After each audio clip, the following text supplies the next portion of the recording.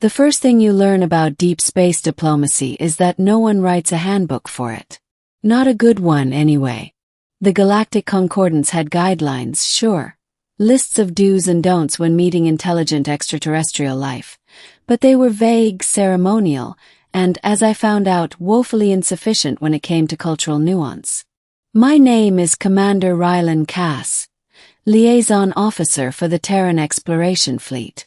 My assignment was to represent humanity at the First Contact Summit on Eros 9, a moon in the Sigma Eridani system. I thought it would be routine. Shake a few tentacles, smile for the cameras, sign a treaty or two.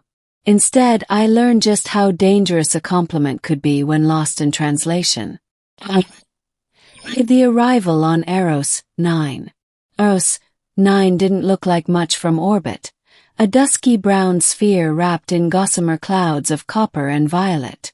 The atmosphere shimmered with bioluminescent spores, and the cities below glowed faintly, like living veins of light threading across the landscape. The inhabitants called themselves Varelians. They were humanoid, tall and graceful, with translucent skin that refracted light into subtle rainbows. Their eyes were multifaceted like gemstones, and their hair wasn't hair at all, more like thin tendrils of reactive fiber that changed color with mood. I'd been briefed about their matriarchal society, their devotion to harmony and aesthetics. But I wasn't told that speaking to a Varelian woman carried as much diplomatic risk as navigating an asteroid field blindfolded. The first time I met Ambassador Translator, the chief negotiator for the Varelian Assembly, I thought I'd stepped into a dream. She was radiant, literally. Her skin shimmered in soft shades of blue and silver, and her voice carried a melodic resonance that seemed to hum in my bones.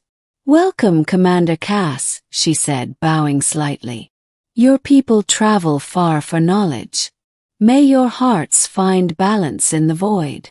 "Thank you, Ambassador," I replied, trying not to stare. "It's an honor to stand here among the stars with you." We exchanged the usual diplomatic pleasantries, her attendants humming low notes that resonated like choral accompaniment. Everything was going smoothly, until I decided to open my mouth one more time. To the compliment that broke the silence. It happened at the end of our second meeting. Negotiations had gone well, and I wanted to show a bit of human warmth, something to bridge the gap between species. "You know," I said, smiling, "you're beautiful." The room froze. The air seemed to crystallize. Every Varelian attendant turned sharply toward me. Thalaire's luminous tendrils darkened from silver blue to a deep crimson. Her gemstone eyes dilated, reflecting me like fractured glass. Then she slapped me. Her hand cracked across my face with the force of a lightning strike. The room echoed with a sharp, crystalline sound, followed by a heavy silence. My guards half drew their weapons before I signaled them to stand down. My cheeks stung, but my pride hurt more. Thalaire's voice trembled, not with anger but something deeper. "You dare," she said quietly, "to mark me with such words." I had no idea what she meant. I wanted to apologize, but she turned and swept out of the room, her attendants trailing behind her like shadows. The door sealed with a hiss, leaving me standing there like an idiot. 3. Lost in translation. Back aboard the TSS Horizon, I demanded an explanation from our linguistics officer, Dr. Aria Mendel. She was a small, sharp-eyed woman who'd spent the last year decoding the Varelian language. "You told her she's beautiful," Aria repeated, blinking. "Yes, that's all I said." She rubbed her temples. "Rylan, you just committed one of the worst social taboos in Varelian culture. How bad are we talking? Let me put it this way. On Eros 9, describing someone as beautiful is equivalent to claiming ownership over them. It's what their warlords used to say before branding captives in the pre-Concord era. My stomach dropped. So I basically told her she was my property. Exactly. Groaned. Great. So what now? Do I write her a note? Send flowers. Flowers are another claim of dominance, Arya said dryly. Just stay quiet and let me handle the cultural outreach. You've already made enough history for one day. For the rift. For 3 days Thara refused to see me. Diplomatic channels went silent. Rumors spread that the treaty would be cancelled, that humanity's first step into interstellar diplomacy would end in humiliation. I spent those days pacing my quarters, replaying the scene over and over. I couldn't stop thinking about her expression, not anger exactly but shock and pain. Haunted me. Finally a summons arrived. The Varelian delegation would meet us again, but only under strict ceremonial conditions. I was to wear a translation veil, a shimmering reactive membrane over the mouth that prevented miscommunication through tone or expression. It made every word sound neutral, stripped of emotional inflection. When I entered the council chamber, Thara stood at the far end, flanked by guards. Her colors were muted now, a pale gray-green. Her eyes didn't meet mine. Commander Cass, she said, her tone formal, you have committed a grave transgression. Yet your people's ignorance is known to us. We will hear your words one final time before judgment. I swallowed. Ambassador, I spoke without knowledge of your customs. My intention was not to offend but to express admiration, respect even. She studied me for a long moment. You compare admiration to ownership. Is that your way? No, I said quickly. Where I come from, to call someone beautiful means they inspire us. It means they make the universe a little brighter. Her colors flickered faintly at that, a soft pulse of violet. And yet you brand your stars with names. You map and claim the heavens. I hesitated. Maybe. But we also gaze at them just to marvel at their light. The chamber fell silent again. Thalare's attendants glanced at her, uncertain. Then, slowly, she gestured for them to leave. When the door sealed, we stood alone. Your kind is strange, Rylan Cass, she said softly. You speak of wonder, but carry conquest in your words. Maybe both are true, I admitted. We're still learning how to be better. For the first time she looked at me directly. Her gemstone eyes shimmered, reflecting starlight. Then perhaps, she said, there is hope. Beneath the crystalline sky diplomatic relations cautiously resumed. We met daily, this time with Aria's translation team monitoring every phrase. Thara was distant but no longer hostile. Over time she began to ask questions about Earth's oceans, our art, our myths. One evening, after a particularly long session, she invited me to see the crystalline fields, a vast plain of mineral growths that resonated with ambient sound, creating natural symphonies as the wind passed through. The sky above shimmered with auroral ribbons. The ground beneath our feet glowed faintly, pulsing like the heartbeat of the planet.